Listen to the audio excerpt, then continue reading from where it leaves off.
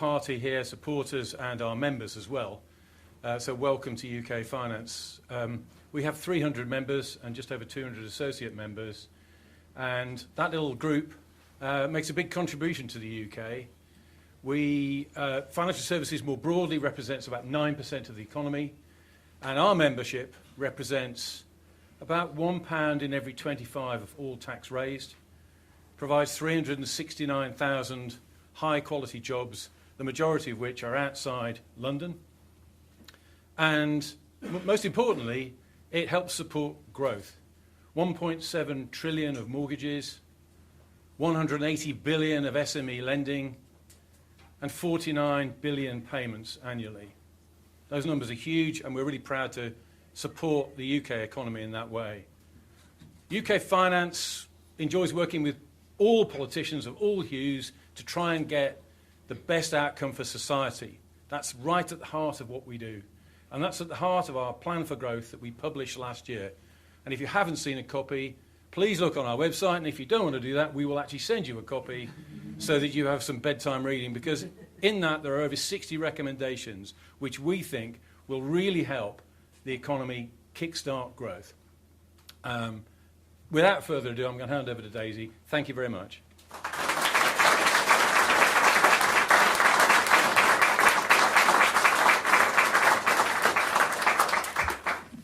Good morning. I know some people had a difficult journey in, and I like to remind people I'm the Treasury spokesperson, not the spokesperson for Thameslink or indeed any other train service in the country right now. Thank you very much, David, and thank you to UK Finance for hosting us today as we as a party continue to set out our vision to get Britain growing again and to end the cost of living crisis. Now, we Liberal Democrats believe that we should talk up our country. We are one of the world's leading economies. Our financial and professional services make us a trade superpower. And we are uniquely placed in having the combined advantage of language, law, and location. We have strong institutions, we have dynamic markets, and universal public services. We have world-leading universities, creative industries, and life sciences. We are the third largest market for artificial intelligence, and we have awesome entrepreneurial people. Our United Kingdom is an amazing country and has enormous potential. But we can never take this for granted, and we must accept that we are stuck in a rut, stuck in a doom loop of low economic growth, and that is a big problem. Economic growth matters. We need to get Britain growing again to end the cost of living crisis. We need to get Britain growing again to rebuild our public services. And we need to get Britain growing again to invest in the climate transition and create the well-paid jobs of the future. If we don't get Britain growing again, then we're trapped. Trapped paying more and more, but with less and less. It's why everyone is working harder and harder, paying more and more in tax and getting less and less in return. So getting Britain growing again must be any government's number one goal. Now, the Labour government says that its number one mission is growth, but too many of its policies are anti-growth. Even next month's Prime Minister, Wes Streeting, thinks that there is no growth strategy at all. Now, Labour has made lots of mistakes, but for me, one of their worst is that they knew for months that they would win the general election, but they just weren't ready. No plan, no vision, no change. Instead, their government, like governments before them, reverted to Treasury brain. The winter fuel payment fiasco, a short-term Treasury tax grab driven by the desire for immediate bankable cuts. The jobs tax, a short-term Treasury tax grab with no regard for the crushing impact on jobs, on growth or investment. The family farm tax and the attack on family businesses, short-term Treasury tax grabs by the Chancellor that could lead to some of the most resilient, long-standing British businesses being broken up and sold off. The list goes on. But this isn't a new problem. For too long, political parties without a vision for growth have allowed the Treasury tail to wag the political dog. And it must stop. For decades, everyone has identified this as a problem. The Treasury does too much. Fiscal policy, economic policy, and controlling government spending. In most other countries, these roles are split up. The Treasury enables governments to go for short-term tax grabs that suit political cycles over the need for long-term growth. And the Treasury is disconnected from the real economy. Despite holding all the economic power, the Treasury isn't responsible for policies on business or trade.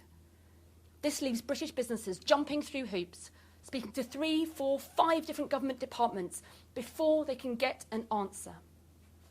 In short, the Treasury is over-centralised, it drives short-term thinking, and it simply isn't designed to deliver the long-term economic growth that we need.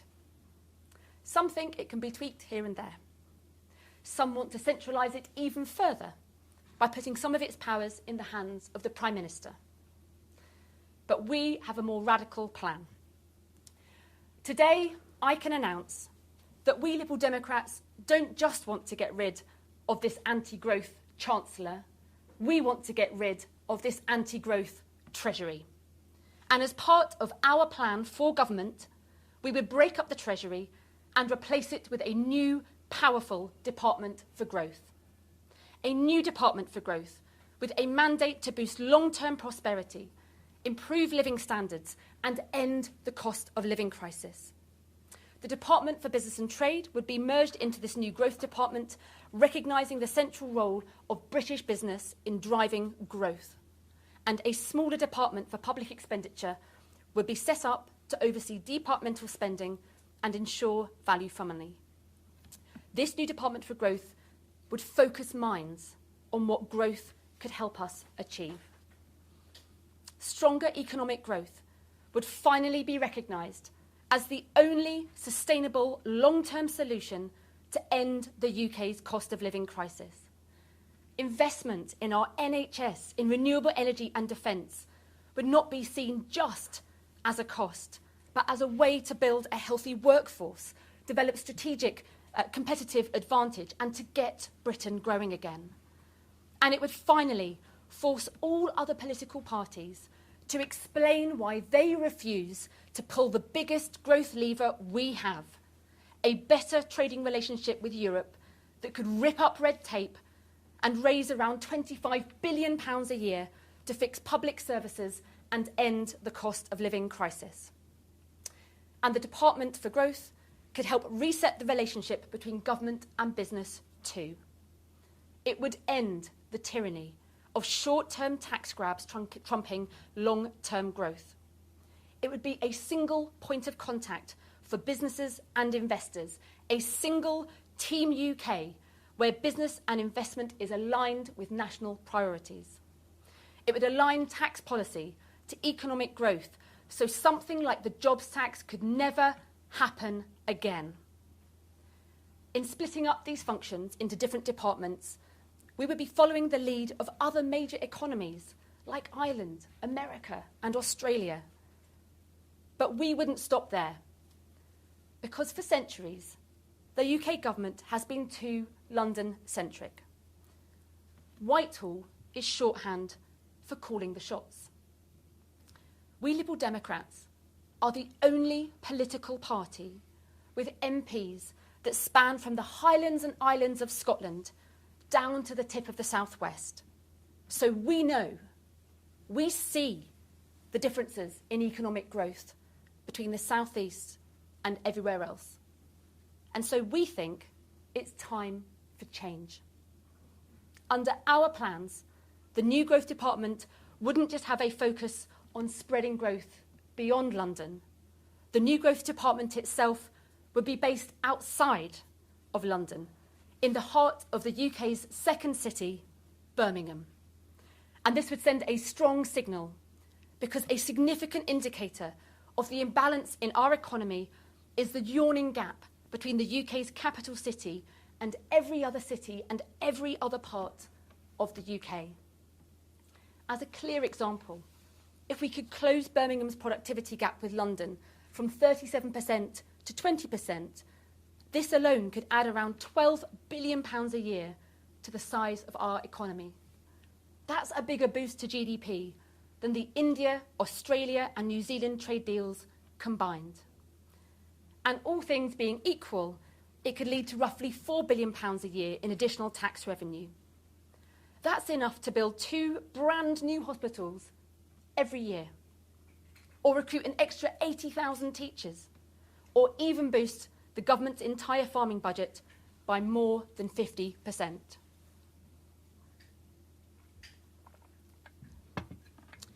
It's clear as day that the challenges are piling up. Failing living standards, broken public services, rising inequality, and the constant cost of living pressures, grinding people down, pushing businesses to the brink. The 2 old parties have failed the British public, and the British public are now left asking whether anyone knows how to fix it. Well, we do, and the answer is to get Britain growing again. Creating a new department for growth in Birmingham would be just the first step. Now, we Liberal Democrats know that there is a big job to do. We know there is a huge gap between where we are as a country and where we should and could be. Like everybody else, we feel proud and patriotic, but we are fed up and angry. We are the 6th largest economy in the world, but for most people, life is too hard and too expensive. The next generation of young people could always expect that they would have a better life than the generation before. But that promise for today's young people has been ripped away. And with so many economic shocks, from the financial crisis to Brexit to COVID, the mini-budget, Russia's full invasion of Ukraine and Trump's tariff wars, almost everyone under the age of 40 has spent their entire adult lives with the UK economy in a state of perma-crisis. Now some, like Nigel Farage and his party, seek to exploit it. They only want to break institutions, not fix them. Others want to hoard power in Westminster for themselves, not spread it around the country for communities. And the Conservatives are shamelessly chasing reform, saying plainly that moderates are no longer wanted in their party. Well, as our party leader, Ed Davey, has said, moderates are welcome in ours. And our message to them is clear. Our future liberal economic vision is rooted in the values that have guided us for almost 200 years. We defeated the protectionist corn laws. We opposed the trade barriers of Brexit. We're standing up to Trump's tariff wars. We are the party that champions international trade, fair markets, innovation and dynamic enterprise. And we are the party that established the welfare state. We rolled out the old age pension and free school meals, and we conceived of the National Health Service. We are the party which in government lifted millions of people out of paying tax altogether. And we are the party that established the Green Investment Bank and the British Business Bank to back new climate technologies and British startups. We see wealth creation and social justice not as an either-or, but as 2 sides of the same coin.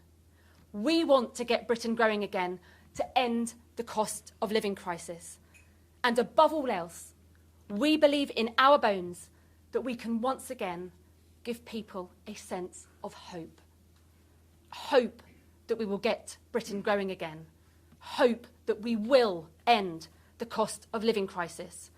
And hope that the UK's future will be built by all of us, for all of us, together. Thank you.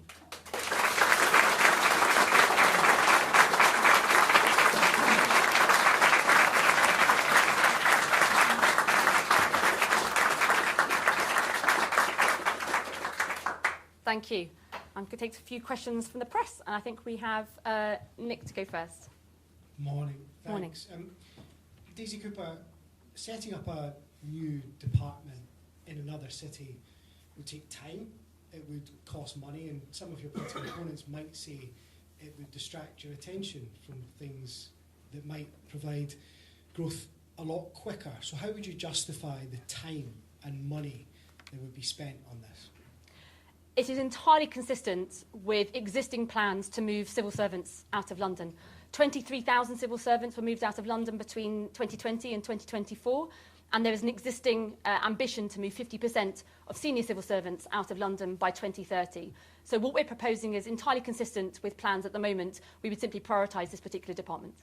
I think I have another question. You do, go for it. Get my money's worth. Why Birmingham? There'll be a lot of people watching this wondering why you're going for something 100 miles up the road rather than the other side of the country. Why not in Scotland, Wales or in the north of England? Yeah. So there are lots of different bits of government that have been moved all around the country. You know, you'll know the Department for International Development has a base near Glasgow in East Kilbride.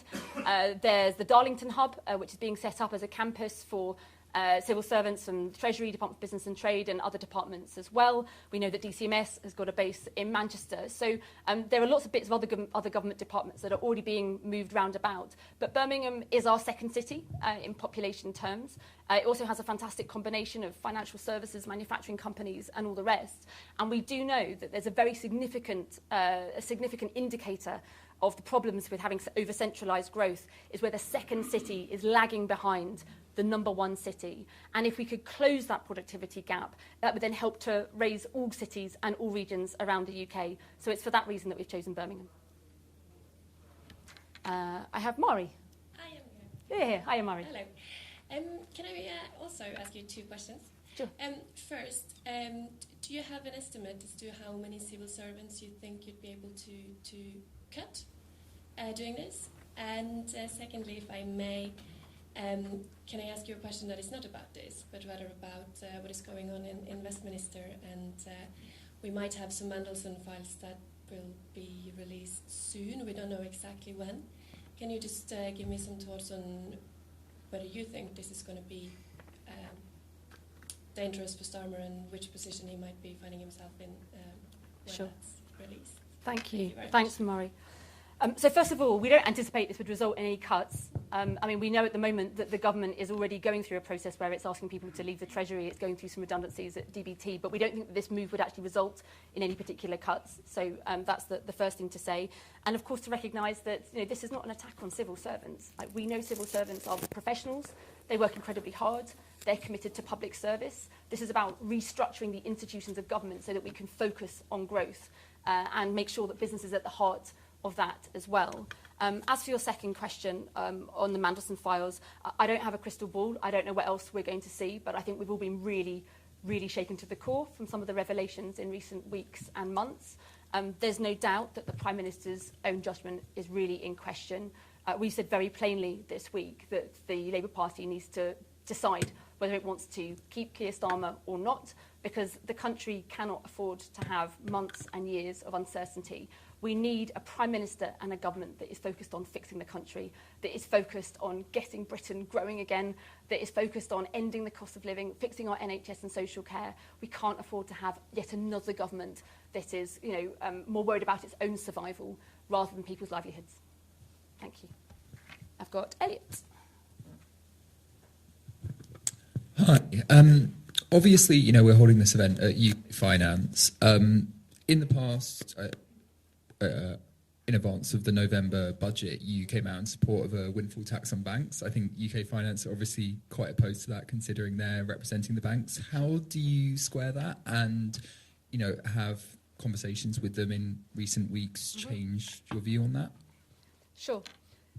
So look, the public finances are in a real mess. We all know that. And of course, I've spoken to the banks and all sorts of other different organisations about this. It's not universally popular, fine. but we've made it very clear that we've got to make some decisions.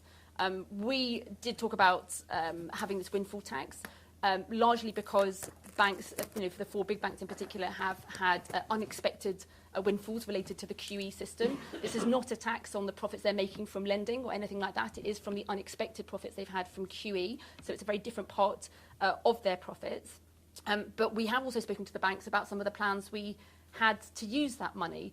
Part of that money we wanted to channel into an energy security bank. I'm actually very pleased to see the government is copying our plans in that regard, because we called for an energy security bank, which would be then work hand in glove with commercial high street lenders in order to make sure that families, households, businesses and community groups could borrow money to take the energy saving measures they need to make their own households and businesses energy secure. And we also talked about using some of that money to kickstart growth in our local communities up and down the land by giving a VAT cut to hospitality. Of course, it would only have to be time limited. That's the nature of a windfall tax. So it's not something that would be able to, would be an option in a few years' time. But that's, we've spoken to the banks and they might say to us, well, we don't necessarily like your windfall tax, but we do like what you're trying to do with it. So we continue to have those conversations. Another question? Yeah, I was also going to ask, obviously, you're basing a major government department around growth. Yeah. How do you avoid a kind of growth at all costs mentality? Obviously, I think that is a very important part of the economy, but it's surely not the only part of the entire UK economy. Yeah. We've accused this government of pursuing growth at all costs. Sadly, they haven't got any growth at all, so we've got the worst of both worlds. Part of the advantage of having the Department for Business and Trade as part of the Department for Growth is that everything would be pulling in the same direction. We've been very clear. We want sustainable growth. We want, we want to make sure that growth follows and delivers on our climate commitments. We are a party that believes in our bones that we should be ramping up climate finance to get that climate transition, not just because it's the right thing for the planet, but because it's one of the fastest growing parts of our economy. 3 times the net zero economy is growing 3 times faster than the rest of the economy. That is where the high growth, high well-paid climate jobs of the future are going to be. And so we would make sure that there wouldn't be growth at all costs. We'd make sure it was sustainable, long-term growth that is good for people and planet and profit. Thank you. And I think it's Ben next. Yeah, Ben. Where's Ben gone? He was over there earlier. Ben, there you go. Yep.